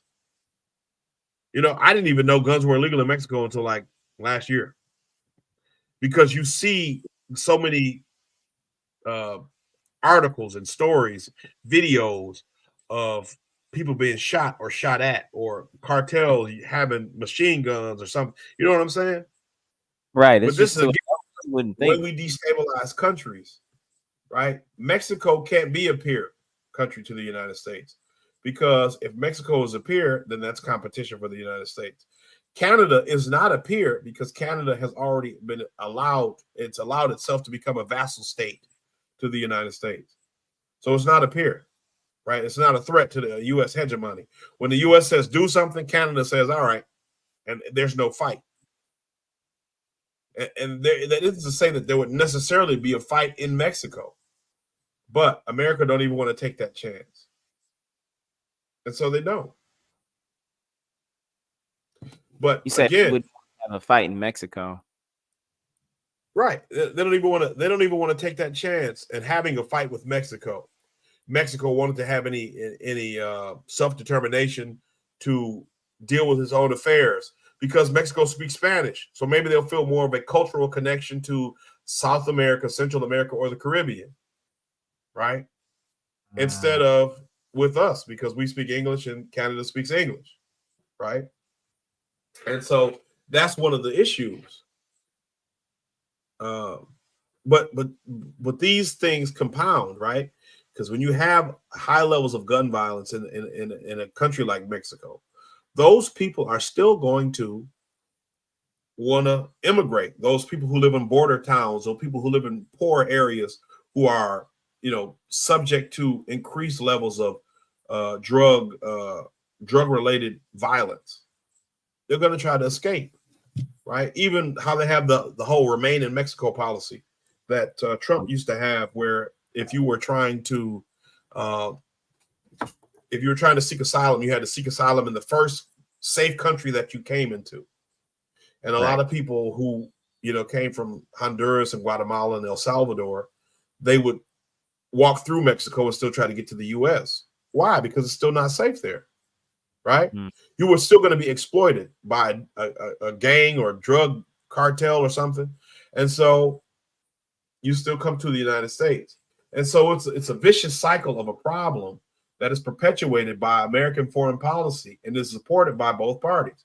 The neoconservatives and the neoliberals both support these policies for different reasons. But we bear the brunt of it because the majority of our labor is still unskilled labor.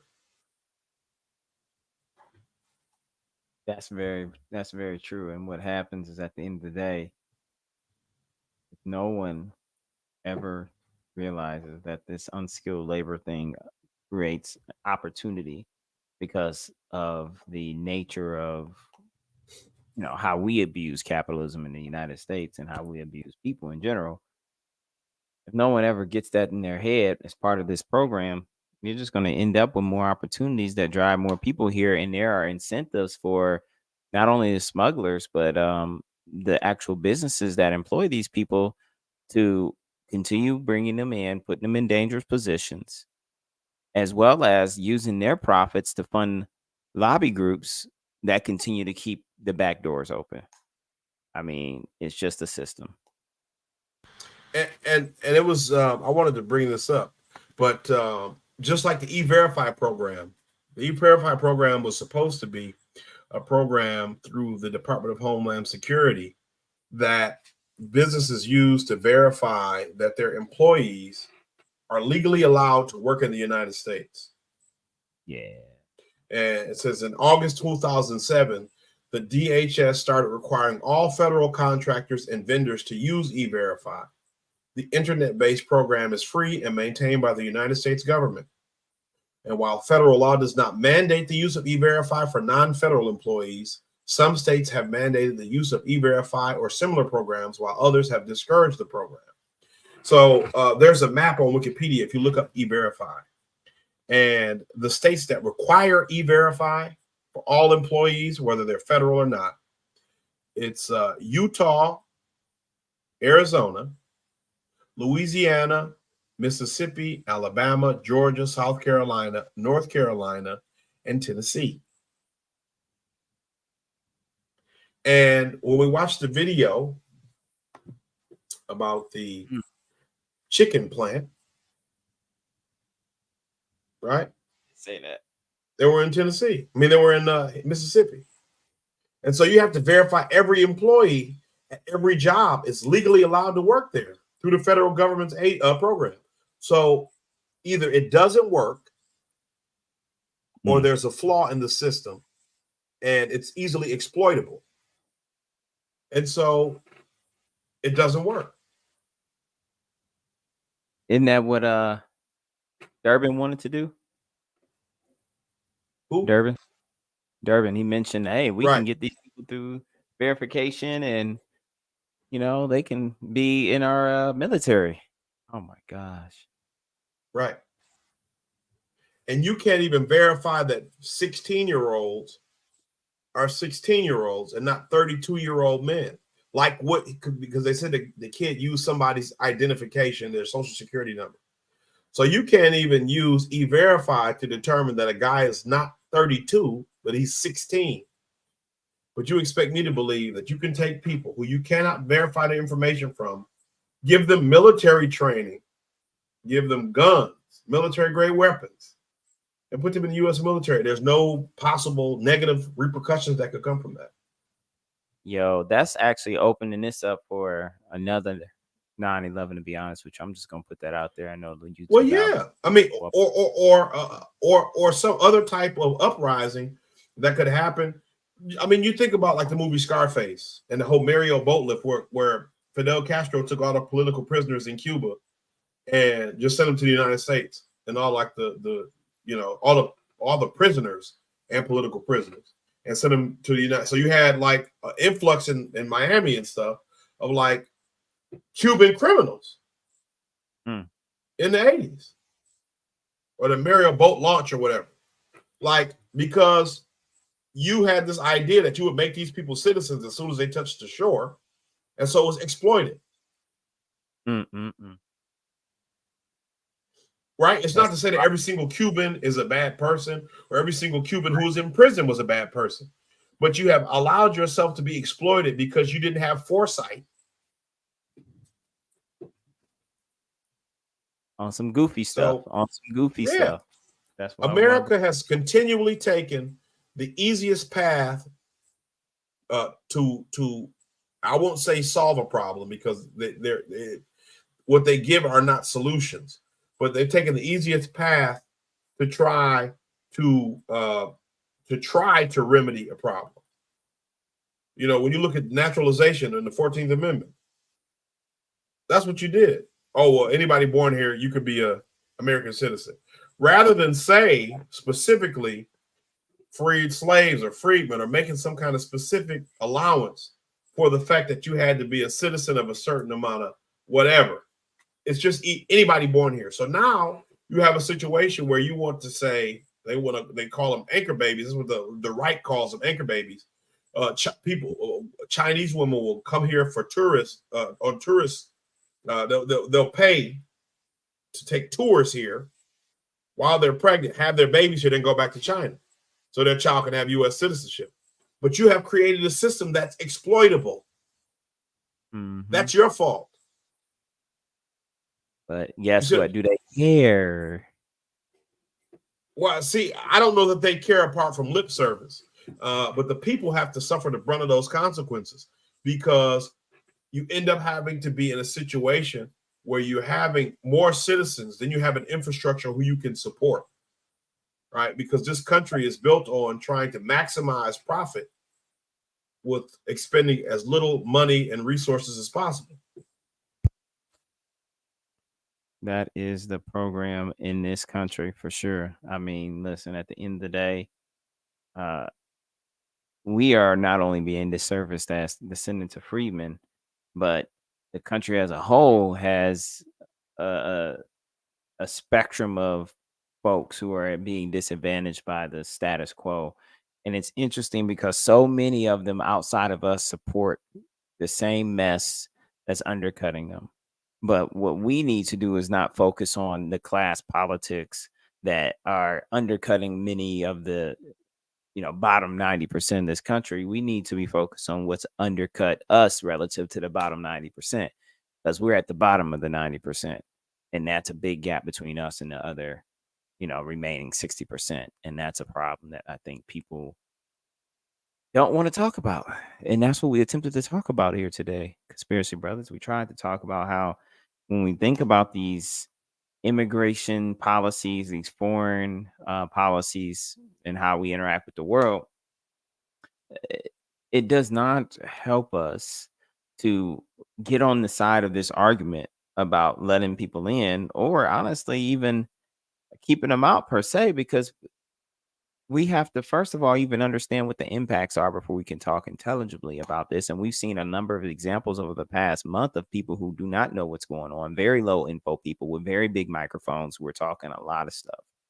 Social media, celebrities, even some pseudo politicians in the state and in the local levels got things that they're saying that are just confusing people, misleading the public, and most importantly, really bamboozling the Black community that they were elected by. And that's problematic because these folks that are speaking these problematic ideologies are puppets for the democratic state that is leading us all downhill for their benefit. And this country still may be what they call the best one in the world, or the best, most powerful, richest country in the world. But it is not, as I had said earlier, something about foreign policy. One of the ways that we enact foreign policy is by leading by example. In our domestic policy, we are not the ones that follow in many cases. Now, there's a lot of good things, but there are some things that everyone else in the world knows should not be done. But because we're doing it, they have to either be complicit or they have to join us. And complicity can be as much as just being quiet. And so we got a lot of quiet people. Like you said, Canada. Just go along for the ride so we can be America's second stop. I mean, like, folks, be America's hat. America's hat. There are even migrants who, like, they come through the U.S. just because they're going to go to Canada. Like, yeah, the U.S. is nice, but I want it even easier than that. I'm going to go straight to Canada. Canada is even nicer because they don't have to be aggressive about shit, because the U.S. is the one being the aggressor. U.S. protects Canada. Hell, ain't nobody going for Canada because we'll pop up there. We don't want no. It's just like Canada got armed forces, but they ain't really about nothing. They just go about wherever the United States says to go. Canada ain't got no project, no program, no agenda. Canada's chilling, man. They up there with that, with French fries and gravy and the food trucks, and they try poutine. Poutine. And see, that's the situation for so many countries that we support militarily or financially. They're able to tap into the fullest potential they can as governments, right? Healthcare, education, other opportunities for their citizens that we can't even think of because we spend so much money on military that, we spend $1 trillion on military, right? So we spend all this money. Well, all these other countries, well, yeah, we pay for our citizens to have health care. Why? Because you don't have to have a military budget, because we pay for it. You look at NATO, right? NATO shouldn't even exist. But you look at NATO. We foot the bill for NATO. You got France, Germany, all these countries that have health care for their citizens. They have extremely cheap university education, or free, or something where, like, after a certain amount of years of graduation, your loans are forgiven. Why?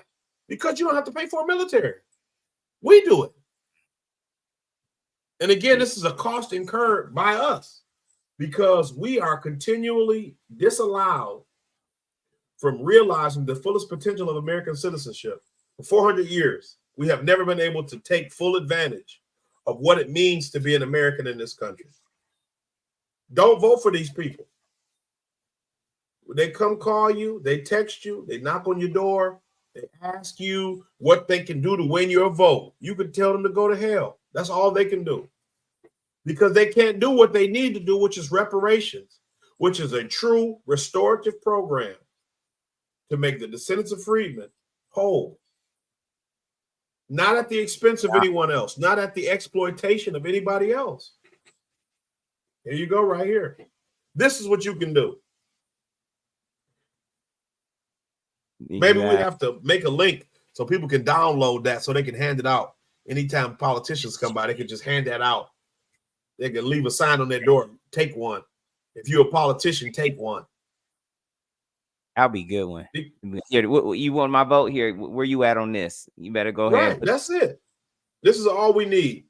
The lip service, the and that book, like I said, that Virtue Hoarders by Catherine Liu, it's a really, really good book because it breaks down the understanding of how our institutions have become so pervasive in every aspect of a life. Right. So even in personal interactions with people outside of work, outside of school, outside of, any kind of formal situation, they still influence how we talk and how we interact. But in this situation specifically, they want to play lip service. Oh, Joe Biden got a black vice president, and Jim Clyburn, Joe Biden knows us, and all that BS, man. The fish fry, we don't want to hear it. I don't want to hear it. I don't want to hear it. I don't want to hear it. I don't want to hear it from nobody. Don't vote for these people. When you go vote, if you're going to vote, write your own name on the ballot. Just write your own name on it. Vote for yourself. You have as good a chance as becoming the next president as you have of any of those people who are running, of doing something that benefits you and your community. That's just the facts. Write your own name on the ballot. You know what? That reminds me of a way to even look at that is this. If you think that these people have done any of the stuff that they've done, especially like the student loan forgiveness that Biden tried but didn't get, but tried to do it in a different way. If you think about any of the first-time homeowners programs, you think about any of the public assistance programs. If you think about any of those programs and you have some idea in your brain as a Black person that they created that program for you, and you need to vote for somebody who's going to keep those programs in force because you need that and that it benefits you, I need you to realize it may do something for you, but it's doing a whole lot more for everybody else. They really made it for those folks. And we are benefiting from it to the degree that it helps keep our poverty level from being a lot worse. But actually, we're still in poverty. We're just in this working poverty where we start to hide it by the idea that we're not begging for food. We're just over here, being thrifty, or we're trying to, get by, and we got side hustles. Where did side hustle come from? It came from this community right here because we needed it more than anybody else needed anything other than their first job. Like, it's ridiculous. And people want to act like these folks are doing stuff for us. That anybody who tells you that, from Roland Martin all the way to Kamala herself, they all smoking some of the biggest green trees you can find in the forest. And I want to say one more thing. Anyone who's advocating for race-based policies in the face of the Supreme Court overturning race-based policies at every turn in the last year is unserious, and they do not want to succeed. We need to understand that the only way you can tackle some of these issues, like we're talking about reparations, is through a lineage-based model where you can show direct harms against a people, not a race of people, but a group of people, on some other characteristic, like a lineage, like an ethnic group, a tangible thing, because we've talked about, me and my wife were talking about it. Race is, the whole concept of race goes back to scientific racism, which is, like an early 20th century ideology, that there was higher and lower races and all this crap that was pseudoscience, and it is no longer accepted. But we still break people up into racial categories. So even when you hear organizations who claim to be anti-racist, right? Or they say, you know, hey, we're diverse and we do DEI and all this stuff. If they ask you what your race is, they still submit in some way to the ideology of scientific racism, right? You know, in shorthand, we might break people down into races because it helps us to understand who we're dealing with. But as we've tried to explain throughout the course of this show, a freedman, a descendant of freedmen, is different than an African person or a Caribbean person because of our lineage, because of the unique circumstances that surround our history in the world and in this country. And it isn't to say that one is better or worse, but they are different, and there's nothing wrong with different. We have a unique relationship to America because our ancestors built it for free. Right? We're not 1 or 2 generations removed from an immigrant. That's not our story. If that is your story, that is a wonderful story for you. That is not something I can relate to. And so we need to be mindful of that. People who are advocating for race-based policies in 2024, in the face of what the Supreme Court has shown us will not pass, will not be considered constitutional, are unserious, and they do not want to succeed, and they only want to waste your time. Those are the real saboteurs, is those who are running around doing that right now, because these individuals should be smart enough to know that, especially in light of the Supreme Court ruling. I mean, even before that, nobody was trying to make that case who was serious. Now, at most, when we try to have discussions around that, we have to bring everybody in the auditorium based on race, because we need not only our freedmen descendants to understand, but we need everybody else to understand this ain't about you when it comes to this specific agenda item. And so we have to get everybody in the auditorium and sit everybody down and say, listen, we love you, but we cannot submit a policy to Congress that includes everybody based on race. They just waiting for it to come so they can shoot it up, and we're going to look like idiots. This has never been handed out based on a social construct that has been erroneous since its inception, and scholars and scientists since have burnt it, broke it down, thrown it in the trash, and realized that it was just a way to categorize people for slavery. And now we're looking at trying to use this categorization that's been flooded with a bunch of other people who meet the basic tenet of it, of being melanated and from African descent, as the metric for who gets recompense and redress in this country for a history of slavery and oppression that was enacted against a certain set of people who were brought straight to this country and their descendants. It's not gonna fly. You can't do it on melanin. So stop being upset about it. Go back to your country and demand whatever you needed there, if you're even concerned about it. Now, if we talk about racism in general, that's a whole different court case. We're not talking about racism in general, where you get hit with racism just because you're not white. That is not the argument that's being made by anybody who's serious in this movement. So I hear you 1,000%, brother. I think that ties that up perfectly. And to your point, as far as the voting is concerned, I'm 1,000% with you. People need to go and write down, something. Now, we these folks who think about they're not going to vote because they're tired of the Trump versus Biden and they don't feel excited about candidates, don't be a fool. We need to be voting. You got local policies and politicians to vote for. But when it comes to that national, when it comes to that presidential one, we need to make it very clear that on a presidential level, a vote is an exchange. It is not a donation. It is not something you just give away because they're the lesser of two evils and they're going to maintain a little bit of SNAP benefits for you. No, you can get a lot more if you stand up for yourself today. If we stand up for ourselves this year in 2024 and say, listen, you're not getting my vote without implementing real policies that are for me. You did it for everybody else. And then when it came to me, you put Tubman on a coin. Is she on a coin now or a dollar bill? Yeah, they were putting her on a coin because they said that the $20 bill thing was going to be in 2030 or 2050, but they put her on like a dollar coin or a quarter or something. Like a Sacagawea. Oh my goodness. And so Yeah, we don't need no coins. We don't need Black Lives Matter written on those streets. The holiday's a good nod, but a lot of people are really scared. They don't know what to do with it. So we didn't really ask for that.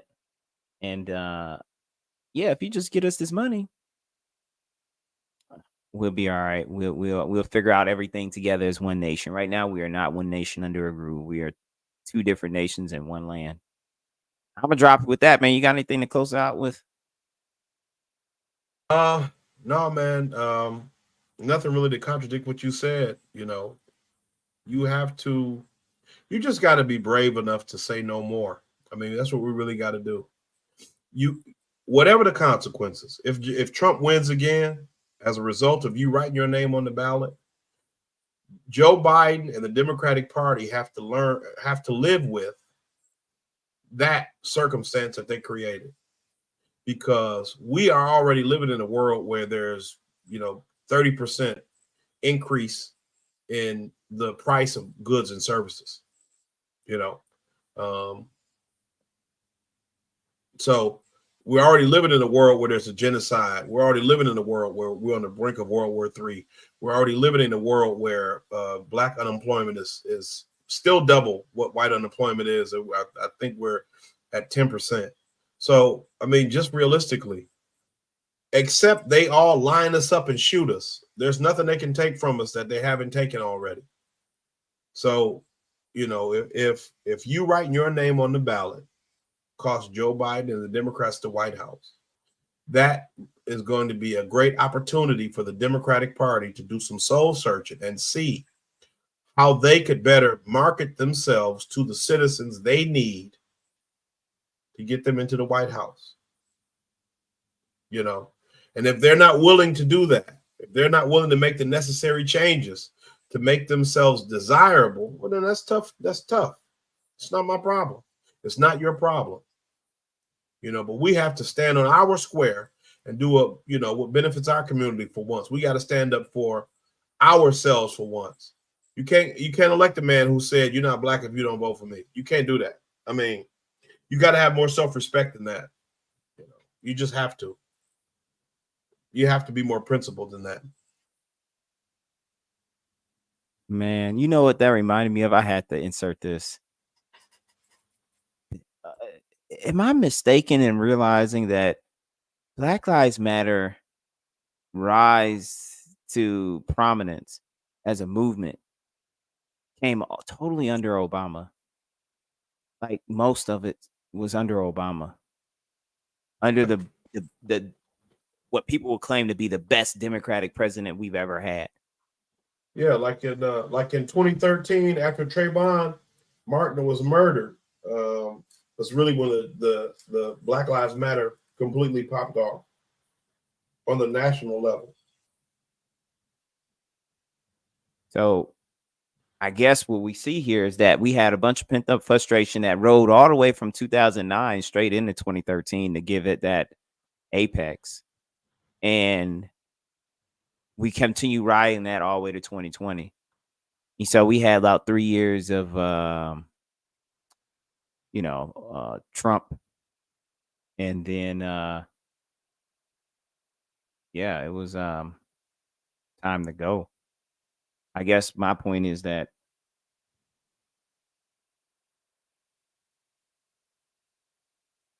I can't tell you that things have not gotten worse under Democratic leadership. You can always find reasons that white America and the global liberal movement have issues with Trump specifically and Republicans, that they can then find a focus point that Black people should be afraid of it for. But when we look under Democratic times, especially under Obama, it was not necessarily holistically a great time either. So what my point is keeping Biden in doesn't necessarily keep things at bay. It makes us face the reality, if Trump comes back, that people are kind of subdued into ignoring right now. Because right now we have nobody talking about really Black policy in a meaningful way. We got Kamala running around doing lip service at schools. And so anyway, I mean, Yeah,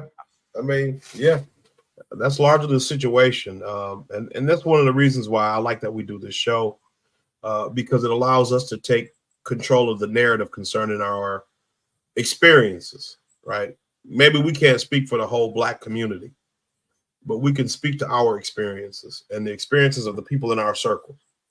And you can't express to me, and I'm just a regular Black person, regular everyday person. I work, I'm not rich, I'm not overly educated, I'm just a normal everyday person. I'm not famous, but there's no real distinction that I can see that shows an improvement in my life from a Democratic administration to a Republican administration, or vice versa. At best, it's a wash. At best, it's a wash. And so when you have that as the backdrop for my decision making concerning who I would vote for, I have to make the decisions that I make and say, I cannot in good conscience advocate for you to vote for anybody. You know what I mean? They don't care about our community. We are nothing more than a photo op and a political prop. And if that's how we want to continue to be treated, continue to vote for those people. But if you want to be able to have some self-respect and some dignity and have somebody take your needs serious after Election Day and not just be used to get into the White House, we got to say no more, and we got to stand up and say, hey, I'm not going to play your game. You got to do more for me than that. 1,000, man, and we'll leave it right there. I just appreciate everybody who tuned in to watch us tonight. Awesome show, lots of good tidbits here and there. And so, Conspiracy, if you want to close us out with your famous saying from our brother. Yeah. So from the brother Jay Rocky, we have no permanent friends and no permanent enemies, only permanent interests. And so, we must continue to operate from that mentality. And then, just again, we want to, wish well to our brother Ernest, speedy recovery. Hope to see him on our next show. And, peace from me. Peace from me. We see y'all.